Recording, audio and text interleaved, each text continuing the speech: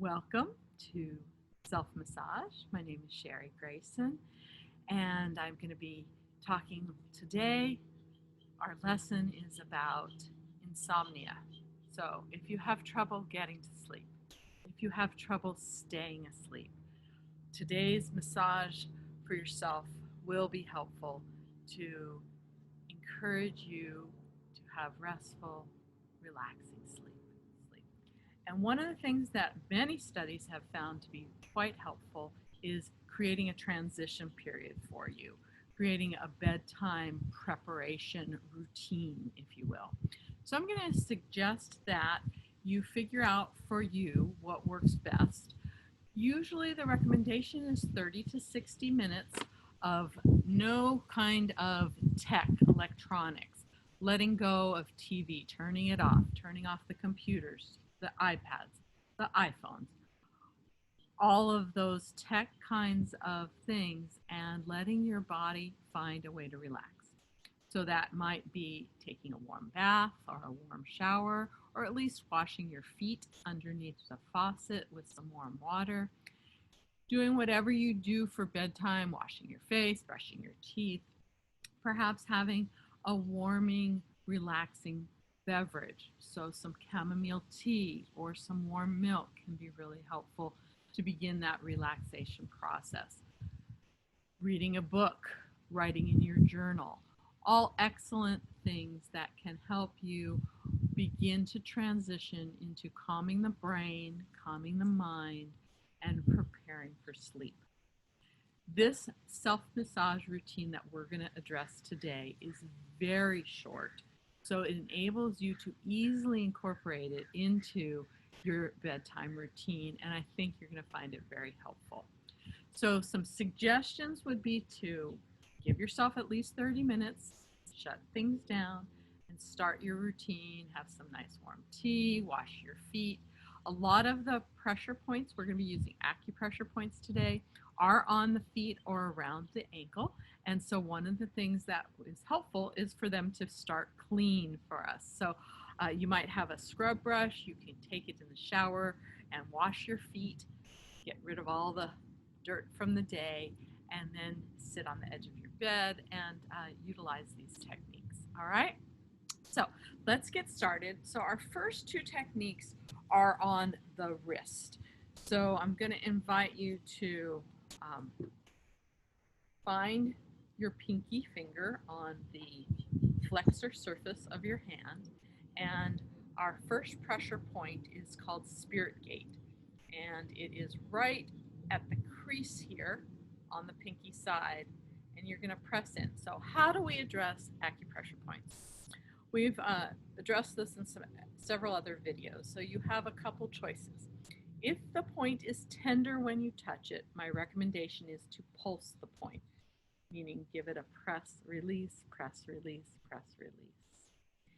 If it is not tender when you press it, and you can apply direct pressure, just holding and breathing deeply can help to address that and stimulate that point. The other thing is you could rub the points. You can rub the point up and down. You can rub it in a circular motion.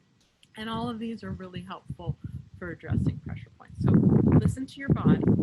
Feel what it feels. If it's tender, we don't cause any pain when we apply acupressure. We might work up to and never beyond that pleasure-pain border. So find the spot, stimulate it however feels right to you in this moment, whether it's a pulse, press, release, whether it's rubbing out, whether it's holding with steady pressure. All of them I would suggest combine with some nice deep diaphragmatic breathing.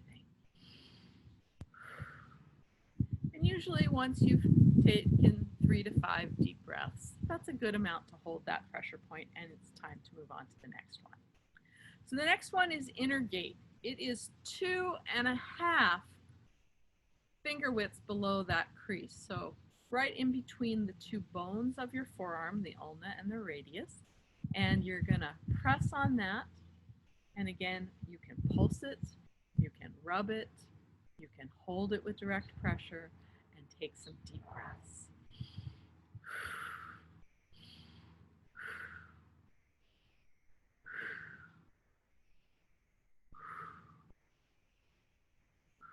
3 to 5 deep breaths. So spirit gate, inner gate, and what you do to one side, you'll want to go ahead and do to the other side. So finding those points on the other hand, we'll stimulate those and take a couple of deep breaths.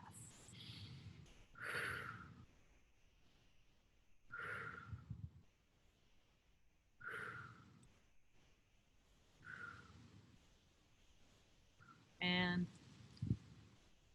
in between the ulna and the radius.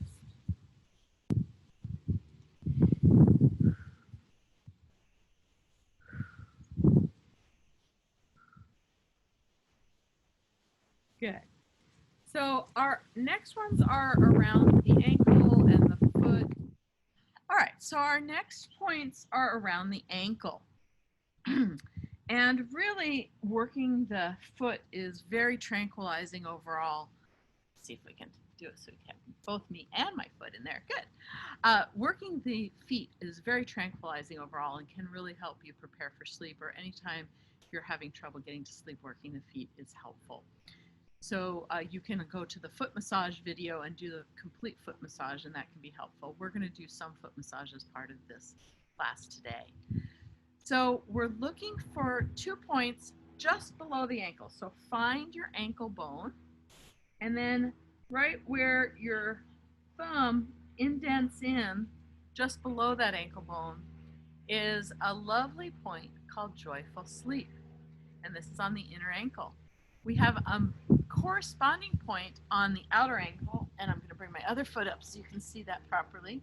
So finding your ankle bone, and just at the bottom of it, below it, there's a little indentation. And again, this point is on the outside ankle. This is called calm sleep. So the 2 of them you can address by just bringing your hand around on either side just below the ankle and pressing in. So I'm holding like this, and probably easier to see on this foot here. Okay? So holding like this. And we're going to stimulate those points. Joyful sleep and calm sleep. Can't get better than that, right? Calm sleep and joyful sleep.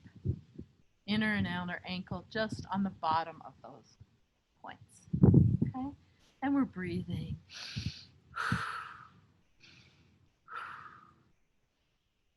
Good. All right, nice.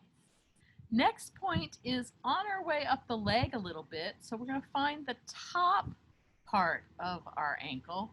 Use 4 finger widths above that. And then we're going to move a little bit posterior behind the tibia bone. And we're going to press in against the tibia bone. And this is called 3-yin intersection. It's spleen 6. 4 finger widths above the inner ankle. And again, we're stimulating that. Breathing.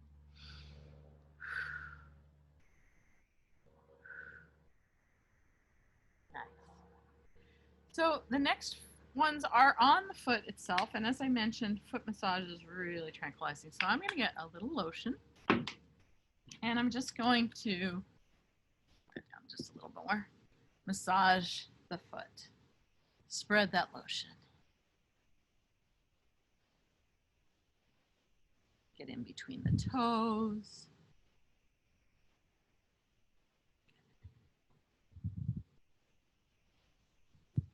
So the first point on the foot is right on the sole of the foot in the center midline. So I'm going to find the center midline, and I'm going to come down to the base of the ball of the foot and press right in here.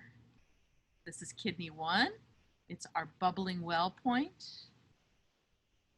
where we draw up the earth energy into our body. We focus on this in Tai Chi a lot.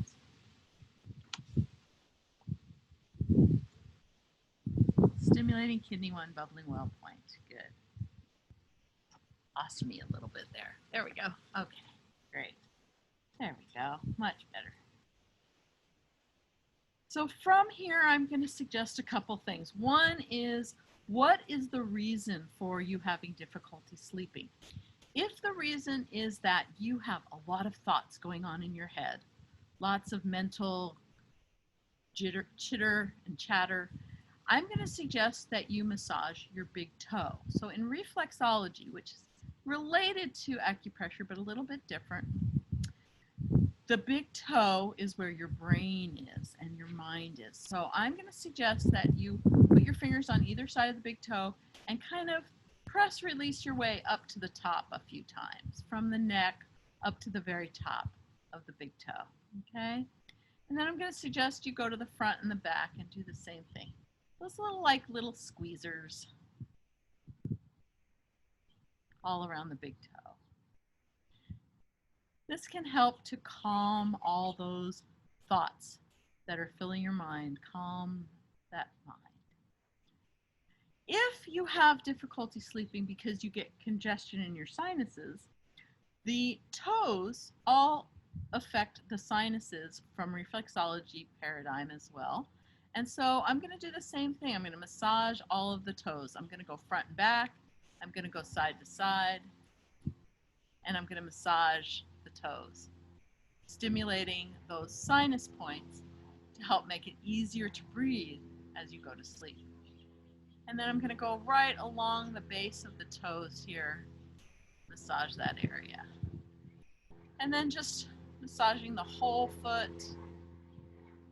The spine is reflected along the medial longitudinal arch. So I might do some little press releases of that. Just massaging it, rubbing the whole sole of the foot. Our next point is on the front or top of the foot. It's right between the big toe and the second toe in this valley. And this is liver 3. And this is a great point. If you're having difficulty with anger, frustration, stimulating liver 3 can be very calming to those feelings and thoughts. So I encourage you to go ahead and stimulate liver 3 as well. Also, if you've eaten a lot of times having a heavy meal right before bed causes difficulty sleeping. So think about perhaps having your heaviest meal at midday when you're still active during the day and having a lighter meal for dinner. This is the philosophy in Ayurvedic medicine, the ancient Indian medicine from India. So you might try a lighter meal, maybe making sure that you've finished your meal a good 2 hours before bedtime so that that meal is not weighing heavily. If that meal has been heavy in fat, it was a rich meal, then you may find that stimulating liver 3 can help you with your digestive process of that meal and thereby help you sleep better. So there's some ideas for working with the foot.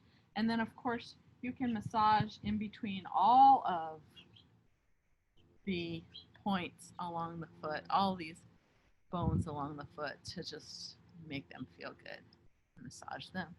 Massage around the ankles, the heel. All right, great. So what you do to one side, I recommend you do to the other.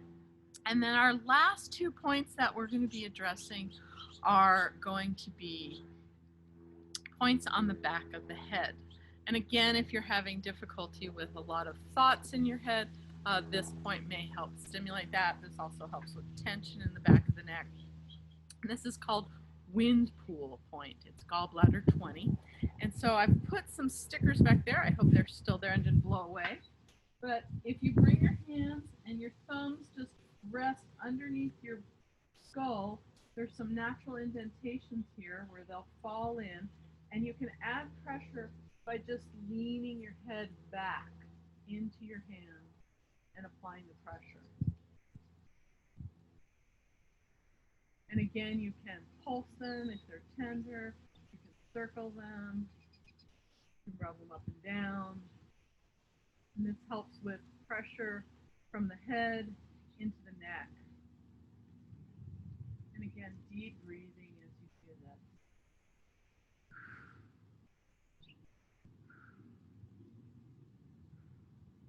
Good.